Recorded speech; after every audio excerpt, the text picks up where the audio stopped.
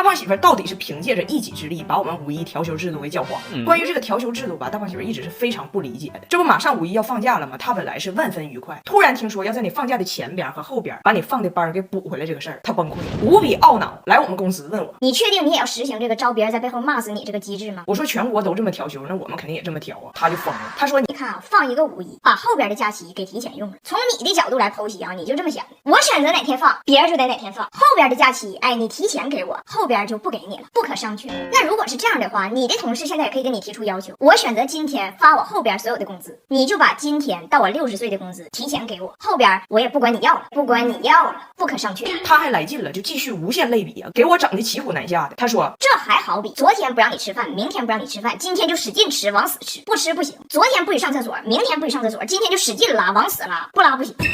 是拉，我没有，没有也得拉，是拉。而且更离谱的是，所有的人，全国的人都今天拉，你上厕所排不上号，你说我换一天拉行不行？不行，憋着。Yeah, but I want the salary from next month. It's all the same. You just take it over. 不拉是。但是他其实很幸运，虽然28号他调休，但是调休那个日期呢赶上他没有课。我说那其实咱大铁姐弟那个账号挺长时间都没发大胖媳妇和拿铁的吃播了，咱就那天把他录了呗。然后大胖媳妇晚上来我们公司蹭饭，我不在，他就问我的同事们，你们说实话，你们对调休到底怎么想？是否和我一样憎恨，只是不敢说？你们说实话。我反正也不在，我同事就实话实说了，说谁喜欢调休啊？哪怕五一不放那么多天都不想调休。大胖媳妇说，那你就交给我，我一定给你们搅黄。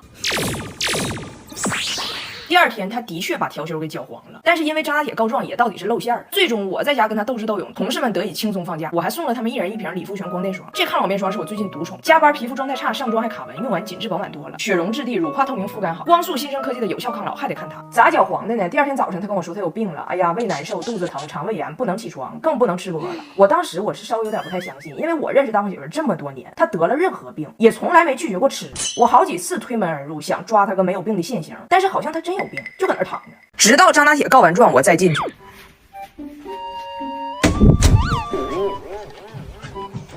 I feel a little better, but not great. 什么声？哦，我的肚子不舒服。哎，你嘎叽窝冒气了这边？我不知道，我拿铁他玩了。我也不知道，什么人在冒气呀？怎么个事儿？俺爸爸的房间着火了。是吗？那你有没有把火给灭呢？火可香了，发了有香火，有香火。大胖媳妇植发了，原因是啥呢？是这样的，前几天我们一家人一起去齐齐哈尔夜市，然后温迪他玩砸蛋，玩完走的时候动作太大，把一个无辜的蛋给带到地上碎了，但是他自己又不知道，走了之后被人家老板追上了，老板过来把我老公拉住了。哎，你媳妇带碎了一个蛋啊，你得赔。大胖媳妇听不懂呢，只有张大铁挺身而出来翻译。谁弄碎的？你是说我的奶奶吗？老板说对，然后让你爷赔钱。赔完钱，张大铁就跟他爸说爸爸，他说你是我爷。大胖媳妇当时就有点不乐意，然后我们下一个项目就是玩套圈，温迪玩完了赢了2瓶红酒，但是他不知道有奖励这个事儿，人家套完圈走了，老板就跟张大铁说，你说谁赢的这2瓶酒，咋还赢完了人走了呢？那奖品他不要了。张大铁说这是我奶奶赢的，但是奶奶去哪儿了呢？大胖媳妇这时候蹭家窜出来，把酒咔家拿走了，给我就行，我是他爷，我是他爷。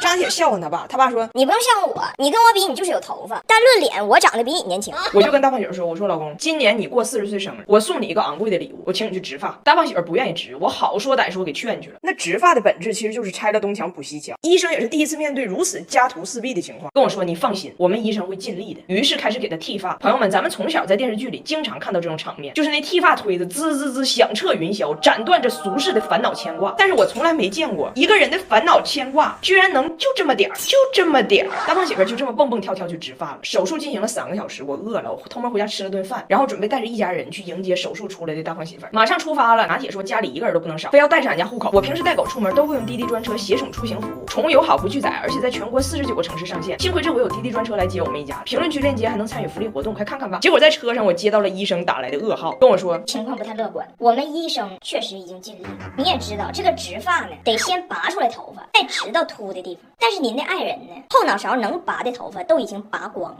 依然不够覆盖他这个秃顶面积。现在是你要做决定的时候，他秃的这2个区域，你是保前还是保后？不舍弃一个是不可能了。我爸跟我说，那要不然就搁我这取点头发给他植上的，我这大岁数了，我头发可多了。我说爸，你那个头发它长不到他脑袋上，那个羊毛它只能出自洋人身上。我都没敢告诉大胖媳妇儿，当出现危机的时候，他的家人的反应可太让人寒心了，众叛亲离。我当时逗我婆婆，我说那个温迪啊，医生说这个时候需要没有传染病史的直系血缘家属捐给他1000根头发毛囊，你准备一下子吧。温迪说我不行，我有传染病，我有那个脚气。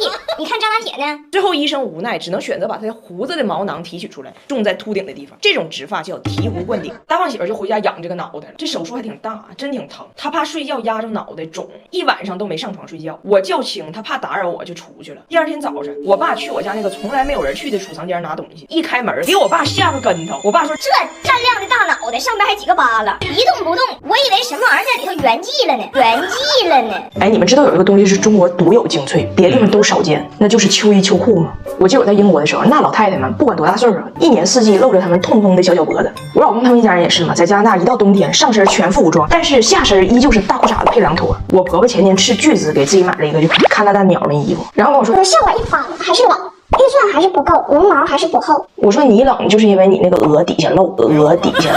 他们呢也没有什么风湿啊着凉这种说法，反正他每年一到冬天从腰到脚全疼，一回家为了缓解疼痛，打开冰箱就一桶冰淇淋，然后可怜兮兮的跟我说，我觉得我的身体要扛不住了，我们都需要那种不上班的带薪补助，压力太大。我说温迪啊，你一共上了6个小时的班，还有4个 coffee break， 你最缺的不是带薪补助，是带皮棉裤。我老公那就更是了，常年大裤衩子。我妈这不入秋了吗？怕他冷，给他整了一套秋衣秋裤，他不穿，跟我说别人可能不知道，但这事儿你知道啊。我现在回国了，我还是不会用蹲厕。我上厕所本来就需要把所有衣服都脱了挂门上。我虽然缺作品，但是我现在识别度很高，那玩意儿能少挂还是少挂呗，我也不能轻易丢人。我说你缺的是作变，不是作品。关键是你上厕所衣服挂门上这个事儿，很多人都知道了。他们在乎的不是门上衣服的分量，是门里雪人的朝向。他说不的，你这玩意儿穿上有点显胖。我说你听我的，你的体型不差这一点。他说哎呀，我是加拿大人，我不怕冷。我说你忘了吗？8年前大过年的时候，他来铁岭，非得说自己是加拿大人不怕冷，晚上穿个大裤衩子跟我爸下楼下放鞭炮，回来之后冻直了，就嘎住了，人傻了，不动地方了。我爸和我爷整几床大厚被在门口给他裹上了，抢救回来的，给他往屋里抬呀，跟要侍寝似的。关键是吧，这不要抢救他吗？得给他捂回来，给他背卡到这儿，就露个脑袋，人僵了，糖分直，一动不动。我们寻思给他捂一会儿，缓一会儿。等我们再进那个屋的时候，你能想象那个画面吗？人摆在床上，大后背，露个脑袋，身上僵直，地上撒满了一圈他刚才擦鼻涕用的卫生纸，呈小白花状。床头就是他的照片。我爸拿杯酒进去，想给他喝一口，都不知道往哪放，可能应该倒地上。我说这些你都不记得了吗？他说我忘了中国北方的冬天有多冷，那整一套也行。